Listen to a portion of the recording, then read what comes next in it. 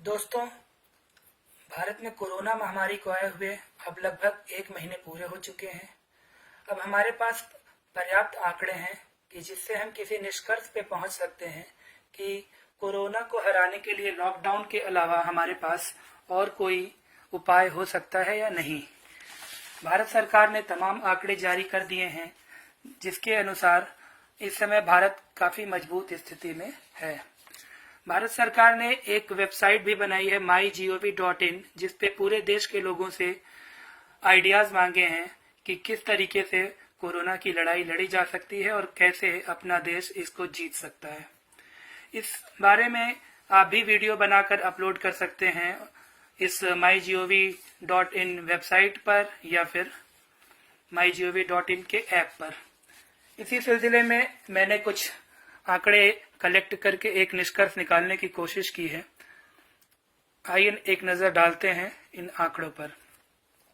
सवाल ये पैदा होता है कि अगर लॉकडाउन खोल दिया जाए, पूरे देश के सभी लोगों को काम करने दिया जाए, तो क्या भारत के पूरे 135 करोड़ लोगों को कोरोना हो जाएगा और क्या सारे के सारे लोग बिस्तर पे पहुंच जाएंगे, बेड पे पहुंच जाएंगे, हॉस्पिटल में पहुंच जाएंगे, करोड़ों लोगों की मौत हो जाएगी? ऐसा क्या संभव है? आइए आंकड़ों पे नजर डालकर एक निष्कर्ष पे पहुंचने की कोशिश करते हैं। आप जानते हैं कि पहले शुरुआत में हम लोगों ने कोरोना के रोकने की कोशिश एयरपोर्ट पर की कि एयरपोर्ट पर टेम्परेचर चेक कर लिया जाए और जिनका टेम्परेचर हाई हो सकता है वो कोरोना पेशेंट हो और उसको क्वारंटाइन कर दिया जाए या हॉस्पिटल में भर्ती कर दिया जाए। लेकिन इसके बावजूद आज कोरोना हमारे देश में पांव पसार चुका है और हजारों की संख्या में इसके पेशेंट हमारे यहाँ हैं। अब हमें करना यह है कि लॉकडाउन के दूसरे उपायों पर भी हमें गौर करना है, क्योंकि भारत की अर्थव्यवस्था बहुत बुरी तरह से प्रभावित हो रही है। लगभग 5 लाख करोड़ रुपए का नुकसान भारत को हो चुका है, जिसमें से 2.5-3 लाख करोड़ के करीब बांटे जा चुके हैं और 2.5-3 लाख करोड़ के करीब अप्रत्यक्ष नुकसान अभी तक भारत का हो चुका है। मोटा मोटा देखा जाए तो करीब 35,000 करोड़ रुपए प्रतिदिन भारत का नुकसान अर्थव्यवस्था का इस समय हो रहा है। ये आंकड़े सरकार ने भी बताए हैं। आइए अब एक नजर डालें कि ट्रेंड क्या कह रहा है। अभी तक का जो कोरोना का ट्रेंड है वो क्या बता रहा है कि अगर लॉकडाउन खोला जाएगा, जब भी खोला जाए, कोई जल्दी नहीं है। अभी 1 महीने 1.5 महीने तक भारत आराम से इसको बर्दाश्त कर सकता है, लॉकडाउन को, और अपनी अर्थव्यवस्था को चला सकता है। लेकिन काफी समय तक इसको खींचना बहुत ज्यादा नुकसान कर सकता है। करोड़ों लोगों के रोजगार जा सकते हैं, लाखों बिजनेस बंद हो सकते हैं। कुल मिलाकर जैसा कि मोदी जी ने पहले कहा था कि देश 21 साल पीछे चला जाएगा, तो अगर 4-6 महीने अगर हमें बंद करने की नौबत आ गई और हमने दूसरे उपायों पे नहीं गौर किया तो वही स्थिति आ सकती है कि देश 21 साल पीछे चला जाए। अब देखते हैं आंकड़े। हमारे भारत में इस समय कुल वर्तमान जनसंख्या लगभग 135 करोड़ है। अब हमें अगर प्लान बी पे हम जाते हैं और कुछ समय बाद, कुछ हफ्तों के बाद अगर लॉकडाउन खोलते हैं, तो इस 135 करोड़ लोगों में पूरे 135 करोड़ को घरों में बंद करने की कोई जरूरत नजर नहीं आ रही है। इसमें से ज्यादा रिस्क जो है वो वृद्ध लोगों को, जो 60 वर्ष से अधिक के हैं या बीमार हैं, जैसे उनको शुगर है या अस्थमा है या बहुत ज्यादा हाइपरटेंशन है, तो उन लोगों को ज्यादा खतरा है और वो हॉस्पिटलाइज हो सकते हैं, उनको चांसेस ज्यादा हैं मोर्टेलिटी के। तो अगर हम इन लोगों को प्लान बी में जाते समय इन सभी 35 करोड़ लोगों को, जो वृद्ध हैं, शुगर के पेशेंट हैं, अस्थमा वगैरह के हैं, तो उनको हम क्वारंटीन कर दें, होम क्वारंटीन कर दें 3 महीने के लिए, घर के एक कमरे में रहने के लिए बोलें और घर के अंदर उनसे संपर्क कम रखें, सारे प्रिकॉशंस लें और उनके कमरे में जाने से पहले बहुत सावधानियां बरतें, तो इन 35 करोड़ लोगों को हम आसानी से सुरक्षित कर सकते हैं। अब आइए उसको घटाने के बाद नजर डालते हैं तो भारत में लगभग 100 करोड़ लोग ऐसे बचते हैं जिन्हें हम घरों से बाहर निकलने को परमिशन दे सकते हैं, जो भारत की अर्थव्यवस्था की जंग जीतने में हमारा सहयोग करें। ट्रेंड के अनुसार अभी तक जो भारत में चेकिंग हुई है कि कोरोना किसको है या नहीं है, तो ये सभी को नहीं किया गया है कि किसी को भी जो भी कह दे कि मुझे कुछ दिक्कत लग रही है, सर्दी जुकाम बुखार, तो ऐसा नहीं है कि उसका हम टेस्ट कर ले रहे हैं। अभी तक हम जो टेस्ट कर रहे हैं वो कोरोना पॉजिटिव के बिल्कुल क्लोज कॉन्टैक्ट्स में जो विदेशों से आए हुए लोग हैं उनमें लक्षण है, और उनके घर वालों का, और जिनको पॉजिटिव हो चुका है उनके घर वालों का, या उनके बहुत क्लोज कॉन्टैक्ट में अगर कोई आया है तो उसका हमने टेस्ट लिया। अभी लगभग 24 घंटे पहले भारत सरकार ने जो रिपोर्ट जारी की उसमें इतने ज्यादा रिस्क में रहने वाले लगभग 5 लाख लोगों का भारत सरकार ने टेस्ट किया था, और उस टेस्ट के आंकड़े अब आ चुके हैं।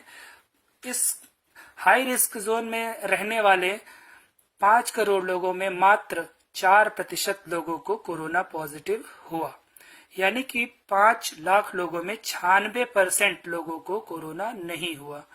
ये आंकड़े आप अखबारों में भी देख सकते हैं, टीवी चैनल्स में भी देख सकते हैं। ये भारत सरकार के आंकड़े, ये दैनिक जागरण का 24 अप्रैल लखनऊ संस्करण का है रिपोर्ट, आप इस पे ध्यान दीजिए। भारत में 5 लाख टेस्ट में लगभग 20,000 ही पॉजिटिव केस मिले हैं। इस तुलना में हम अच्छा कर रहे हैं। अब गौर करिए, ये 5 लाख सबसे हाई रिस्क वाले हैं। ये 5 लाख उन लोगों के घर वाले हैं, फैमिली वाले हैं जिनको कोरोना पॉजिटिव हो चुका है, कोरोना कोविड-19 बीमारी हो चुकी थी। सिर्फ उनके घर वाले हैं या उनसे बहुत बहुत ज्यादा करीब एकदम क्लोज कांटेक्ट वाले हैं, उन सब का ये टेस्ट हुआ है। इतना रिस्क में होने के बावजूद 96% लोगों को कोरोना नहीं हुआ है। इसका मतलब सीधा है, अभी तक हम जो डरावने आंकड़े देख रहे थे कि 1 से 1,000 लोगों को हो जाएगा, 1 से 100 लोगों को हो जाएगा, ऐसा कुछ खास नजर नहीं आ रहा है। आइए, ऐसा क्यों हुआ, पहले इतना डर क्यों बैठा? क्योंकि पहले हमने देखे चाइना के आंकड़े, फिर हमने देखे अमेरिका के आंकड़े। अमेरिका के आंकड़े कुछ डरावने कहे जा सकते हैं। आप देखिए, अमेरिका का आंकड़ा 5 लाख पर 80,000 पॉजिटिव। अमेरिका ने 5 लाख टेस्ट 26 मार्च को पूरे किए, जिसमें 80,000 पॉजिटिव मिले। यानी मोटा मोटा देखा जाए तो 16% लोगों को कोरोना हो जा रहा है अमेरिका में, और वहीं भारत में सिर्फ 4% लोगों को कोरोना हो रहा है क्लोज कांटेक्ट में रहने के बाद। इटली में ये आंकड़ा आप देख सकते हैं, 20 अप्रैल को 5 लाख टेस्ट पूरे हुए, इनमें से 1 लाख लोगों को कोरोना पॉजिटिव हो गया, यानी कि लगभग 20% लोगों को इटली में हो जा रहा है। तुर्की में अगर ये आंकड़ा देखें तो 5 लाख लोगों में से 80,000 लोगों को कोरोना पॉजिटिव हुआ, यानी कि और देशों में ये थोड़ा सा खतरे की बात है। इसलिए पूरी दुनिया में एक पैंडेमिक की तरह ये डर की तरह फैला हुआ है। वहीं हम अगर अपने पड़ोसी देश पाकिस्तान को देखें तो वहां पर लगभग 10% रिजल्ट पॉजिटिव आ रहे हैं। इन आंकड़ों को देखने से ये भी चीज नजर आ रही है कि कुछ देशों में ये कम आ रहा है आंकड़ा, और कुछ देशों में बहुत ज्यादा आ रहा है। भारत, पाकिस्तान जैसे देशों का क्लाइमेट इस समय काफी और कोरोना को हराने के लिए अनुकूल है। मई, जून, अप्रैल, ये सब भारत, पाकिस्तान जैसे देशों में गर्मी का मौसम है। अब हमारे यहाँ मई और जून का जो महीना है वो प्रचंड गर्मी का है, जिसमें टेम्परेचर 40 से लेकर के 48, 49, 50 डिग्री तक पहुंच जाता है। और यही सबसे माकूल समय है कि हम इस जंग को आमने सामने लड़ें। ये एक ऐसी जंग है कि एक ना एक दिन इसको लड़ना ही होगा। कोई भी वायरस हमेशा के लिए अंत किसी वायरस का नहीं होता। ना कभी H1N1 हमेशा के लिए खत्म हुआ, ना कोई बीमारी जैसे डेंगू है वो भी कभी हमेशा के लिए नहीं खत्म होगी। इसके अगर टीके आ जाते हैं, वैक्सीन आ जाती है, तो ऐसा तो है नहीं कि ये पूरे दुनिया के 700 करोड़ लोगों को लगा दिया जाए, पूरे 135 करोड़ लोग टीका लगवा लेंगे, ऐसा कुछ भी नहीं है।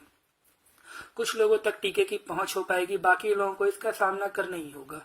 तो क्यों ना हम अपने आप को इतना मानसिक रूप से मजबूत बनाएं कि हमें इस बीमारी का डर इतना ज्यादा न लगे कि हम अपने देश को मंदी के तरफ ले जाएं और अपने देश को कई साल अर्थव्यवस्था को पीछे कर दें। तो इससे अच्छा है कि अपने देश के आंकड़ों को हम सकारात्मक तरीके से देखें और अर्थव्यवस्था को फिर से एक दोबारा तेज गति देने की कोशिश करें। आप देख सकते हैं कि चाइना एक मतलब अंदाजा लगाया जा रहा है कि ये पूरी तरह से चाइना का एक षड्यंत्र है, जिसमें चाइना ने पूरी दुनिया को फंसा दिया है, एक चक्रव्यूह की तरह से है। तो अगर इस चक्रव्यूह में हम जीतते हुए नजर आ रहे हैं तो क्यों ना हम इसका ऐसा लाभ उठाएं कि जो सुपर पावर बनने की कोशिश चाइना कर रहा था वो क्यों ना भारत को बना दिया जाए। आप देख सकते हैं चाइना में इस समय आंकड़ों के साथ हेर फेर किया जा रहा है और वहां पे दोबारा देश को खोलकर अर्थव्यवस्था को गति दी जा रही है। वहाँ की सारी फैक्ट्रियां चलने लगी हैं, वहाँ पे मास्क बनाए जा रहे हैं, वेंटिलेटर बनाए जा रहे हैं। पूरी दुनिया में हो सकता है टीका भी वो लोग पहले लें और पूरी दुनिया में इसका सप्लाई करके वो लोग पैसे कमाते जा रहे हैं और अपनी अर्थव्यवस्था को मजबूती देते जा रहे हैं। वहीं पूरी दुनिया एक तरह से बंदी के कगार पर पहुंच चुकी है और किसी को समझ में नहीं आ रहा है कि कैसे अर्थव्यवस्था को वापस पटरी पे लाया जाए, कैसे देश को सामान्य किया जाए, कैसे लॉकडाउन खोला जाए। तो आइए हम खुल करके एक बार देख ही लेते हैं कि अगर हम लॉकडाउन जब भी खोलेंगे, जैसा कि आप देख रहे हैं कि भारत सरकार बहुत ही अच्छे तरीके से अभी तक हैंडल कर रही है। जो भी आंकड़े आज मैं बताने जा रहा हूँ इसको मैं 1 महीने पहले नहीं बता सकता था। मुझे ऐसा गेस था, लेकिन फिर भी इसलिए नहीं बता सकता था, इतना बड़ा रिस्क लेने की जरूरत भी नहीं थी देश को और इतना बड़ा रिस्क हम ले भी नहीं सकते थे कि इतनी रहस्यमय बीमारी को आमने सामने से, जैसा कि अमेरिका ने लड़ाई लेने की कोशिश की और अंत में सबको वही करना पड़ेगा, लॉकडाउन खोलना ही पड़ेगा। केसेस जीरो नहीं होंगे, केसेस हमेशा बने रहेंगे, चाहे उनको देखा जाए या उनको नजरअंदाज कर दिया जाए और सभी देशों को अंततः खोलना ही होगा। तो आइए नजर डालते हैं कि अगर हम अपने देश को अगले महीने मई में 15 मई तक या 3 मई को या मई के लास्ट में खोलते हैं तो हमारे देश में क्या आंकड़े, अधिकतम हमारे देश को क्या नुकसान हो सकता है। 135 करोड़ लोगों में से 35 करोड़ वृद्ध लोगों को, बीमार लोगों को हमने होम क्वारंटाइन कर दिया। बचे 100 करोड़ में से 96% को, भारत सरकार के आंकड़े अभी मैंने आपको दिखा है, कोरोना नहीं हो रहा है। यानी अभी तक 5 लाख जांचों में सिर्फ 20,000 लोगों को कोरोना पॉजिटिव निकला था। तो इस ट्रेंड को देखते हुए हम ये अंदाजा लगा सकते हैं कि 96 करोड़ को कोरोना सब खोल देने के बावजूद नहीं होगा। सिर्फ 4 करोड़ लोग कोरोना से प्रभावित हो सकते हैं जिनको कोरोना पॉजिटिव हो जाएगा। अब आते हैं हम दुनिया भर का ट्रेंड देखने की कोशिश करते हैं कि क्या कोरोना हो जाने के बाद कितनी दिक्कतें होती हैं, मरने के क्या रेशियो है, मोर्टेलिटी रेशियो क्या है। तभी हम इन 4 करोड़ लोगों के बारे में सोच सकते हैं कि क्या इनको हम खतरे में डाल सकते हैं, क्या भारत ये अफोर्ड कर सकता है कि 4 करोड़ लोगों को कोरोना हो जाए। अभी हम सबको उठाकर भर्ती इसलिए कर रहे हैं कि ताकि ये बीमारी फैले ना, सबको क्वारंटाइन कर रहे हैं, सबको भर्ती कर रहे हैं ताकि ये बीमारी फैले ना। और कोई ऐसी बात नहीं है कि सबको उठा करके हॉस्पिटलाइज कर देना क्योंकि सब सीरियस ही हैं, ऐसा कुछ भी नहीं है। एक व्यक्ति से दूसरे को ना फैले इसलिए हम उसको भर्ती कर रहे हैं, जबकि सच्चाई ये है कि ये बीमारी 97% में माइल्ड कंडीशन है। ये वेबसाइट जो है पूरी दुनिया के आंकड़े बता रही है, worldometers.info ये वेबसाइट है जो हर एक देश के डिटेल बता रही है कि कहाँ पर कितने पेशेंट हैं, कितने पॉजिटिव हैं, कितने माइल्ड हैं और कितने सीरियस हैं। तो आप देखिए 97% लोगों को कोरोना में माइल्ड कंडीशन है और 3% लोगों को सीरियस कंडीशन है। अब इस आंकड़े को देखते हुए हम आगे बढ़ सकते हैं अपने देश के लिए। 4 करोड़ लोगों को कोरोना पॉजिटिव हो जाता है, उसमें से 97% माइल्ड कंडीशन में रहेंगे।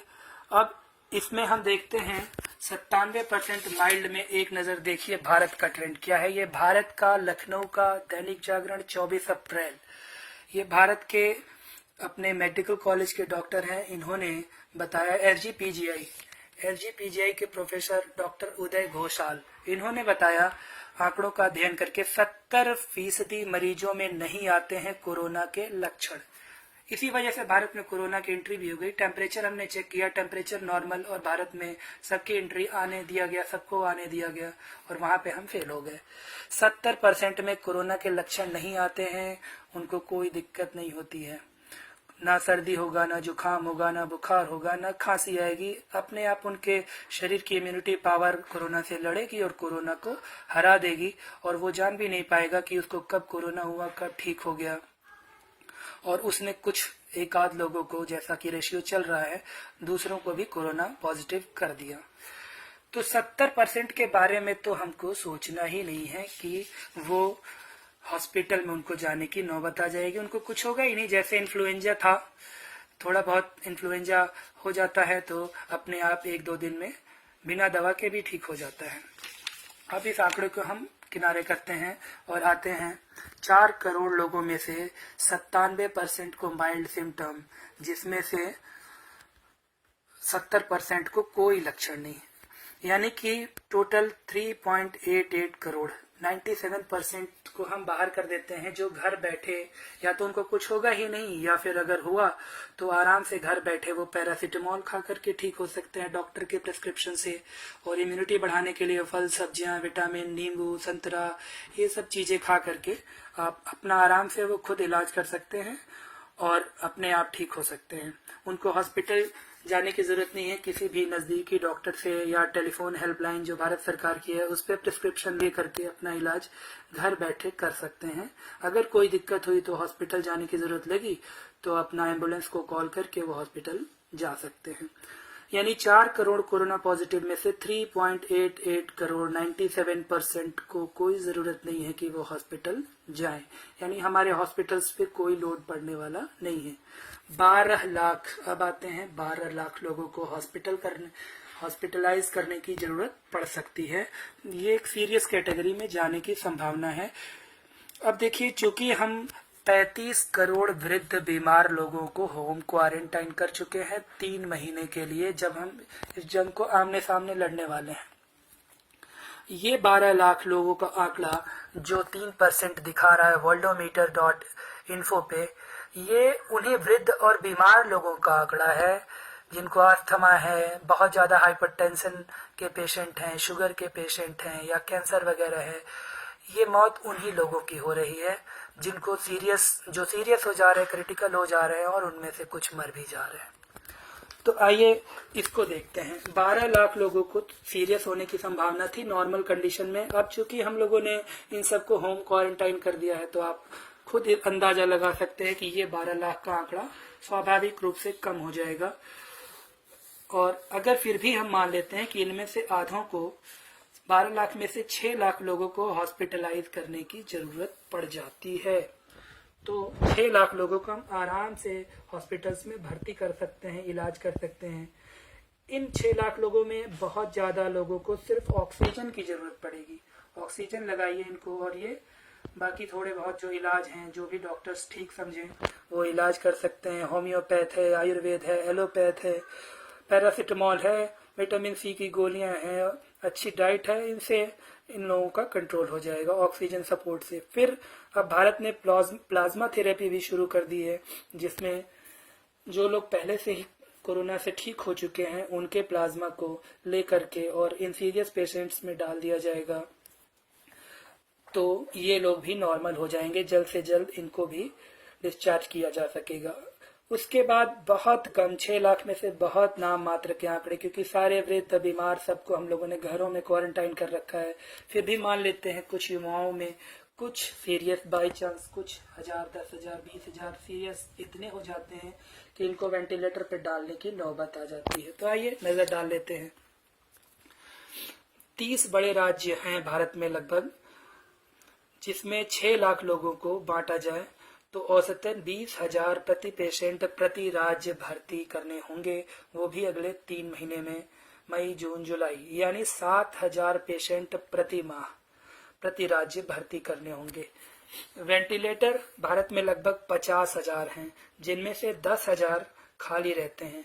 औसतन भर्ती में से 5% लोगों को ही वेंटिलेटर पर डालने की नौबत आती है, यानी 30,000 3 माह में 10,000 प्रति माह, यानी कि 2,500 प्रति सप्ताह। एक सप्ताह से अधिक किसी को वेंटिलेटर की जरूरत आमतौर पर नहीं पड़ती है, तो 2,500 प्रति सप्ताह वेंटिलेटर की जरूरत पड़ेगी। और हमारे पास 10,000 वेंटिलेटर औसतन खाली रहते हैं। 50,000 में 40,000 ऑलरेडी यूज में रहते हैं और 10,000 के करीब खाली रहते हैं। तो यानी वेंटिलेटर की कमी भी भारत में नहीं पड़ने वाली अगर हम लोग लॉकडाउन को खोल देते हैं। इस तरीके से अगर हम अपने देश का लॉकडाउन खोलने के बाद अपने देश के लिए प्लान बी भी तैयार रखते हैं कि अगर खोलने के बाद क्या क्या समस्याएं आ सकती हैं, तो हम आराम से इस युद्ध को लड़ सकते हैं, आराम से इस लड़ाई को जीत सकते हैं और भारत को बहुत आगे ले जा सकते हैं। अब आती है बात इस रिस्क को लेने के लिए क्या हम लोग तैयार हैं? क्या हमने इससे पहले ऐसा देखा है इन आंकड़ों पे? क्या हमने कभी कोई ऐसी बीमारी आई है कभी हमारे देश में जैसे इतने बड़े बड़े आंकड़े जिसमें देखने को मिले? तो आइए हम नजर डालते हैं कुछ और बीमारियों पे। एक बीमारी है अपने यहाँ ट्यूबरकुलोसिस, टीबी, जिसमें भारत में औसतन हर साल लगभग 5 लाख लोग मर जाते हैं। कभी लॉकडाउन नहीं होता है, आराम से इसका इलाज हो जाता है। अब आप कहेंगे इसका वैक्सीन है, तो ये वैक्सीन होने के बाद के ही आंकड़े हैं। वैक्सीन भी है, दवा भी है, इसके बावजूद औसतन 5 लाख यानी 1,500 लोग प्रति वर्ष ट्यूबरकुलोसिस से मर जाते हैं। और अगर इसको ब्रेकिंग न्यूज के रूप में चलाने शुरू कर दिया जाए कि आज फिर 1,500 मर गए, आज फिर 2,000 मर गए, आज फिर 1,000 मर गए, तो फिर उसका पैनिक भी क्रिएट हो जाएगा और लॉकडाउन की जैसी नौबत ये भी बीमारी ला सकती है। ये भी वैसे ही फैलती है जैसे कोरोना। कोरोना 1 से 2.2 में फैल रहा है, टीबी 1 से 10 में फैलने की संभावनाएं होती हैं। तो जब टीबी से देश में लॉकडाउन नहीं किया गया तो कोरोना से लॉकडाउन करने की कोई ऐसी जरूरत नजर नहीं आती है। इसी तरह से और भी बीमारियां हैं, डेंगू है, H1N1 है, स्वाइन फ्लू है, तमाम बीमारियों का हमने सामना किया और कभी भी लॉकडाउन नहीं किया। खैर अभी ये एक रहस्यमय बीमारी थी तो इसमें लॉकडाउन कर देने से कोई बहुत बड़ा नुकसान नहीं हो गया। आराम से कुछ पृथ्वी को भी आराम मिल गया, पर्यावरण को भी कुछ आराम मिल गया। लेकिन अब अर्थव्यवस्था बचाने के लिए हमें प्लान बी की तैयारी करनी ही होगी। आइए और नजर डाल लेते हैं। इन्फ्लुएंजा से पूरे विश्व में हर साल लगभग 6.46 लाख लोग मर जाते हैं इन्फ्लुएंजा से। जो कोरोना डिजीज है वो इन्फ्लुएंजा वाली ही कैटेगरी में, influenza like illness ILI category में ही आ रही है।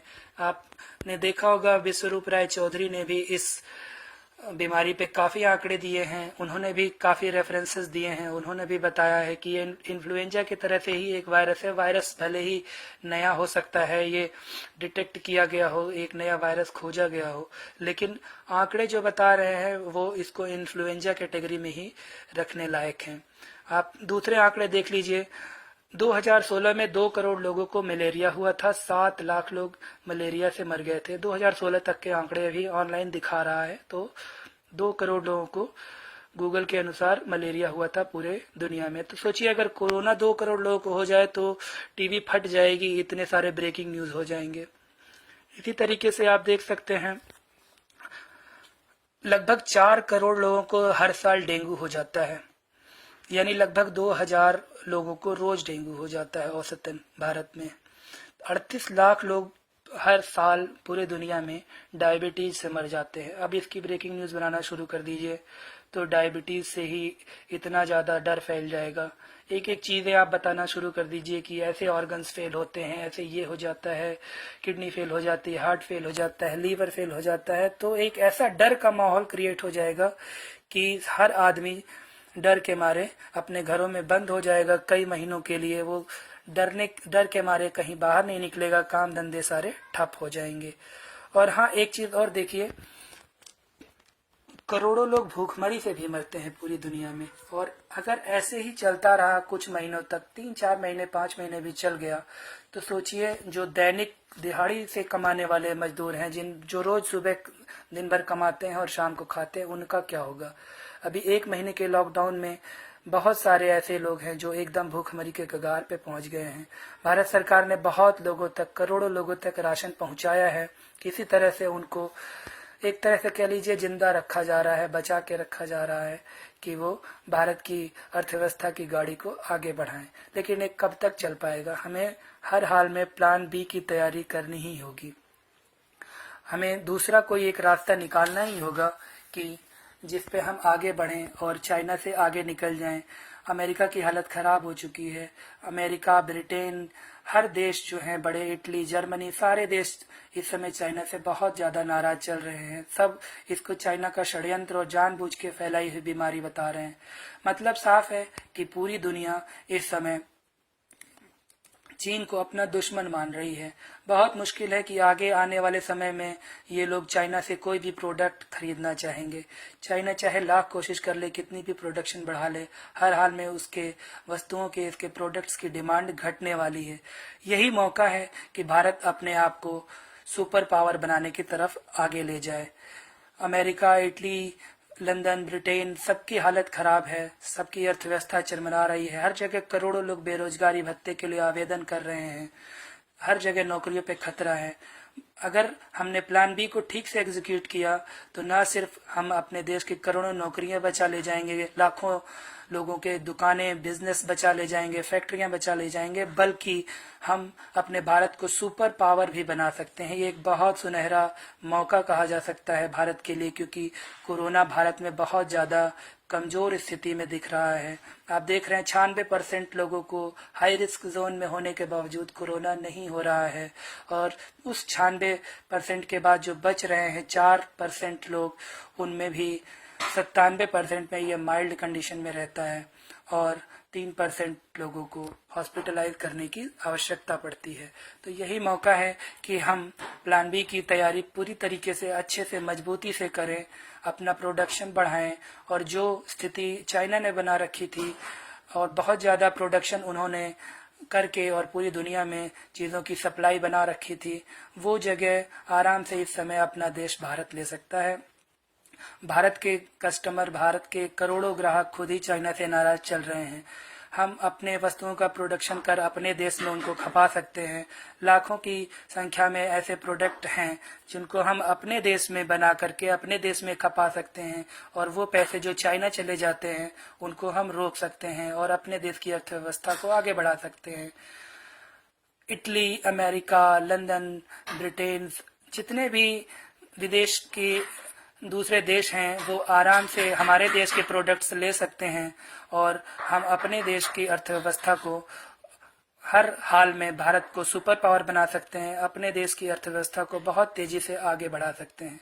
अगर आपको भी लगता है कि भारत इस तरीके से सोचे, इस तरीके से अगले महीने मई जून में, जो कि बहुत माकूल समय है कोरोना इन्फ्लुएंजा जैसी बीमारी से लड़ने के लिए, इस बीमारी से सीधे सीधे टकराए और आमने सामने की लड़ाई जीतकर सुपर पावर बनने की तरफ अग्रसर हो, तो आपको भी अगर ऐसा लगता है कि ये विचार सही है तो इस वीडियो को ज़्यादा से ज़्यादा शेयर करें, ताकि ये विचार अधिक से अधिक लोगों तक पहुँचे। और ये वीडियो मैं mygov.in पर भारत सरकार के लिए भी डाल रहा हूँ, ताकि प्लान बी बनाने की तैयारी भारत बहुत मजबूती से, और इसमें कुछ और विचार आपके मन में या सलाहकारों के, भारत सरकार के सलाहकारों के मन में आए तो उसको भी ऐड कर सकते हैं, उसको भी हम इसमें जोड़ सकते हैं।